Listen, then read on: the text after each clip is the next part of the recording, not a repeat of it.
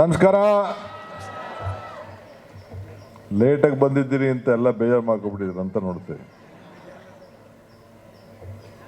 ಈ ಪವಿತ್ರವಾದಂಥ ಐತಿಹಾಸಿಕ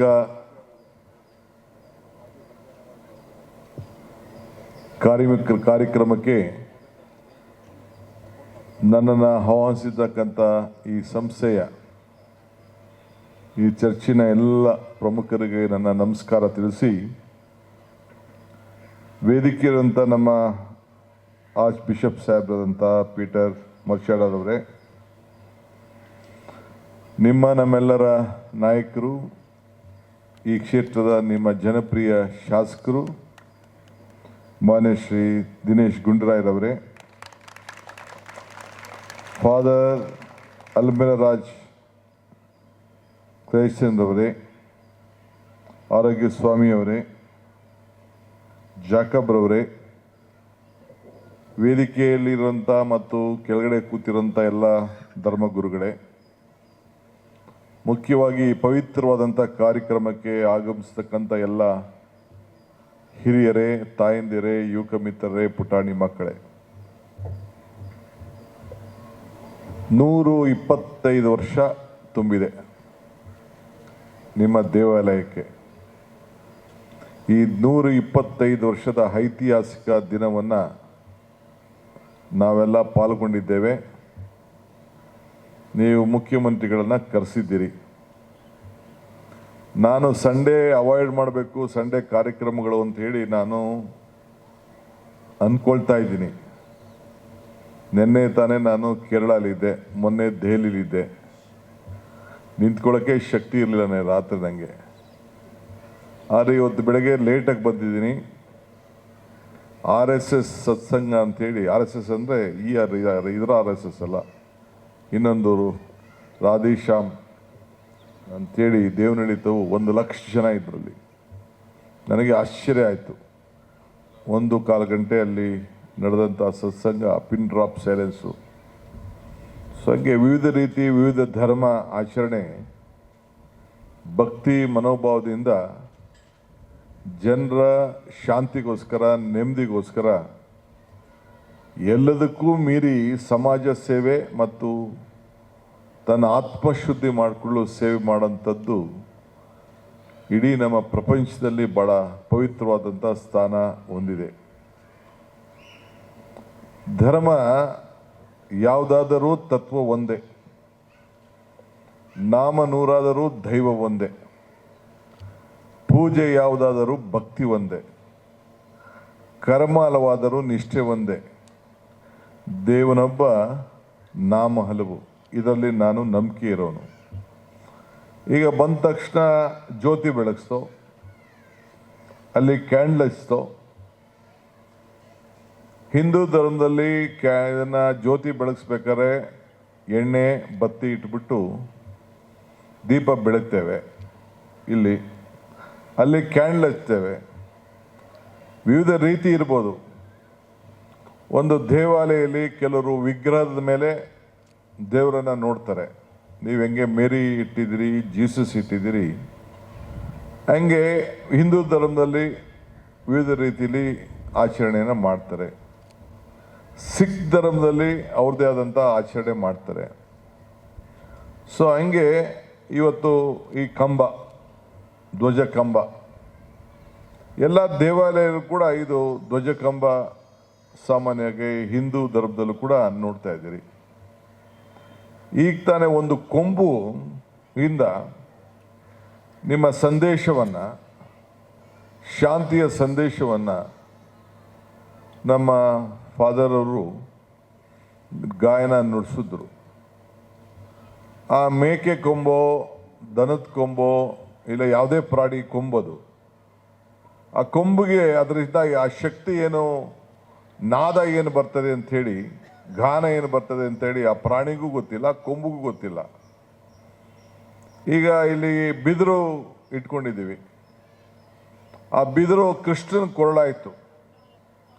ಆ ಬಿದಿರು ಹುಟ್ಟುವಾಗ ಆ ಬಿದಿರಿಗೆ ಗೊತ್ತಿಲ್ಲ ನನ್ನ ಕೈಲಿ ಇಂಥ ಒಂದು ಫ್ಲೂಟ್, ನೀವೆಲ್ಲ ಫ್ಲೂಟ್ ಅಂತ ಕರಿತೀರಿ, ಅದಕ್ಕೆ ನಾವು ಕೊಳಲು ಅಂತ ನಮ್ಮ ಭಾಷೆಗಳಲ್ಲಿ ಕರಿತೇವೆ. ಅದಕ್ಕಂಥ ಶಕ್ತಿ ಇದೆ, ಅಷ್ಟು ಸ್ವಾರಸ್ಯವಾಗಿ ನಿಮ್ಮ ಮನಸ್ಸಿಗೆ ಶಾಂತಿ ಬರ್ತದೆ ಅನ್ನೋದು ಆ ಫ್ಲೂಟ್ಗಾಗಲಿ, ಆ ಕೊಳಲ್ಗಾಗಲಿ, ಆ ಬಿದಿರಿಗಾಗಲಿ ಗೊತ್ತಿಲ್ಲ.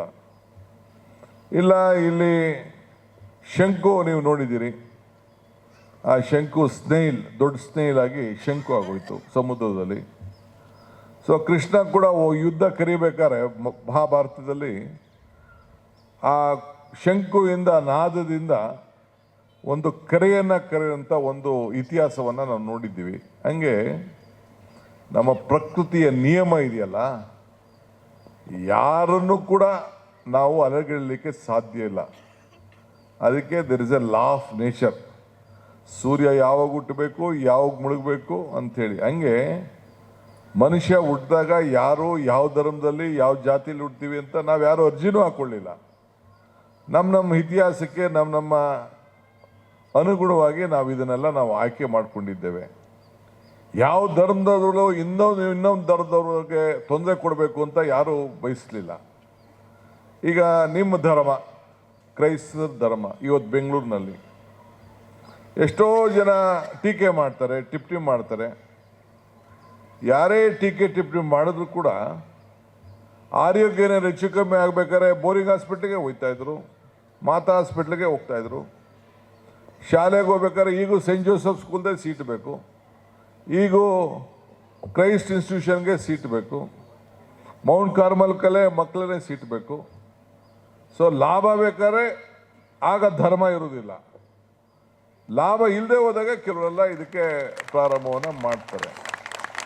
ಹಂಗೆ ಇದನ್ನು ನಾವು ಮನುಷ್ಯತ್ವ, ದಿನೇಶ್ ಅವರು ಹೇಳ್ದಂಗೆ ನಮ್ಮ ಶಾಸಕರು, ನಾನು ಮಾನವೀಯತೆ ಮೇಲೆ ನಾವು ಇದನ್ನು ಇಟ್ಕೊಳ್ಬೇಕು, ಮೌಲ್ಯಗಳ ಮೇಲೆ, ಧರ್ಮದ ಮೇಲೆ. ಈಗ ಲೆಪ್ರಸಿ ಇನ್ಸ್ಟಿಟ್ಯೂಟ್ಗೆ ಹಿಂದೆ ಕ್ಯಾಬಿನೆಟಲ್ಲಿ ಒಂದು 50 ಎಕರೆನ ರಿನ್ಯೂ ಮಾಡ್ದೋ.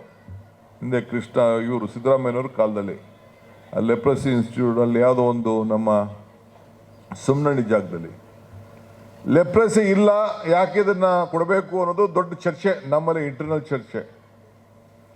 ಸೊ ಆವತ್ತಿನ ಕಾಲದಲ್ಲಿ ಲೆಪ್ರಸಿ ಮಕ್ಕಳು ಸರ್ಕಾರ ಯಾರು ಆ ಜವಾಬ್ದಾರಿ ತೆಗೆದುಕೊಳ್ತಾ ಇದ್ದಾಗ ಈ ಸಮುದಾಯ ಲೆಪ್ರಸಿ ಯಾರಿಗೆ ಇರ್ತದೆ ಅವ್ರಿಗೆ ನಾವು ಔಷಧ ಕೊಟ್ಟು ಅವ್ರನ್ನ ಬದುಕನ್ನು ನೋಡಿ ಮಾನವೀಯತೆಯಲ್ಲಿ ಮೆರೆದಿದ್ದಾರಲ್ಲ, ಅದಕ್ಕೆ ನಾವು ಗೌರವ ಕೊಡಬೇಕು, ಅದಕ್ಕೆ ನಾವು ರಿನ್ಯೂವಲ್ ಮಾಡಬೇಕು ಅಂತೇಳಿ ಆವತ್ತಿನ ಕಾಲದಲ್ಲಿ ನಾವು ತೀರ್ಮಾನವನ್ನು ಮಾಡಿದೋ. ಹಂಗೆ ನಾನು ಕೂಡ ಕನಕಪುರದಲ್ಲಿ 1 ವರ್ಷ ಸೈಂಟ್ ರೀಟಾಸ್ ಸ್ಕೂಲಲ್ಲಿ ಓದಿದೆ, ಆಮೇಲೆ NPS ಸ್ಕೂಲಲ್ಲಿ ಓದೆ, ಆಮೇಲೆ ಕಾರ್ಮಲ್ ಸ್ಕೂಲಲ್ಲಿ ಓದಿದೆ. ನನಗೆ ಗೊತ್ತಿದೆ ಯಾವ ರೀತಿ ಎಲ್ಲೋ ಧರ್ಮದ ಬಗ್ಗೆ ಎಲ್ಲೂ ಯಾರು ಇದನ್ನು ಮಾಡಿ, ನೀವು ಬದಲಾವಣೆ ಮಾಡ್ಕೊಳ್ಳಿ, ಇದನ್ನು ಮಾಡಿ ಅಂತ ಯಾರು ಎಲ್ಲೂ ಒತ್ತಾಯ ಮಾಡ್ತಾ ಇಲ್ಲ. ಅವ್ರವ್ರ ಭಾವನೆ, ಅವ್ರವ್ರ ಜಾತಿ, ಅವ್ರವ್ರ ಬದುಕು, ಅವ್ರವ್ರ ನಂಬಿಕೆ.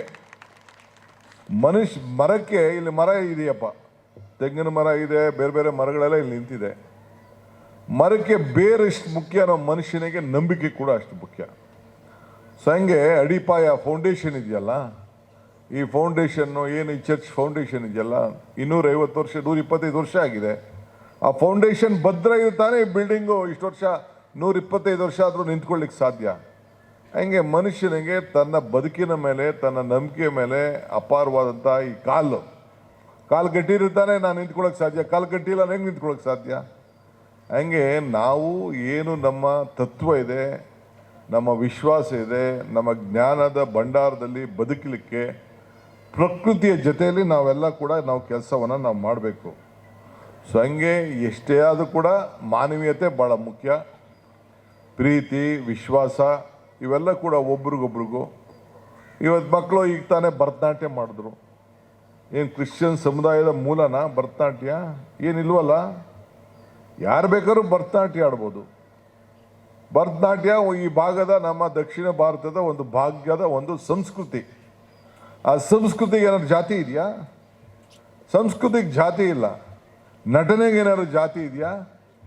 ನಮ್ಮನ್ನು ಒಬ್ಬರು ಭಾಷೆನ ಸಂಬೋಧನೆ ಮಾಡಬೇಕು, ಅದಕ್ಕೇನಾದ್ರು ಒಂದು ಮಧ್ಯ ಏನಾದ್ರು ಭಾಗ ಇದೆಯಾ? ಏನೂ ಇಲ್ಲ.